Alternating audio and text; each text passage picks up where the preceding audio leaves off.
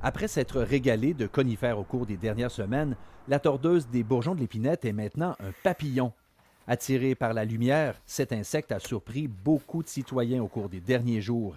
Des nuées impressionnantes ont été observées. Sur la Côte-Nord, au Bas-Saint-Laurent, aussi entre autres en Gaspésie, il y a des aires infestées par la tordeuse des bourgeons de l'épinette. Ils sont tellement nombreux que lorsqu'ils partent en vol comme ça, en dispersion sur plusieurs dizaines, voire plusieurs centaines de kilomètres, ils peuvent être plusieurs milliards. Et le déplacement de ces milliards d'insectes est si important qu'il est facilement détectable sur les radars d'Environnement Canada. Ces images ont été prises lors d'une nuit dégagée. On peut clairement observer le déplacement des papillons vers le nord-est.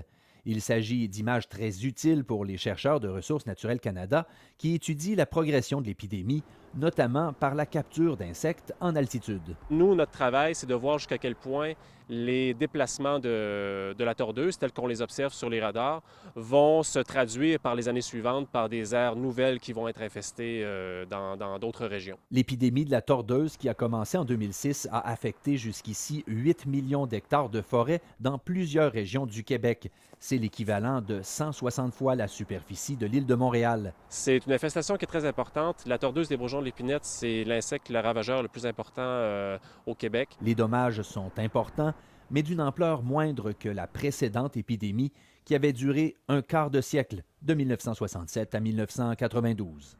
Alexandre Quentin, TVA Nouvelles, Sept-Îles.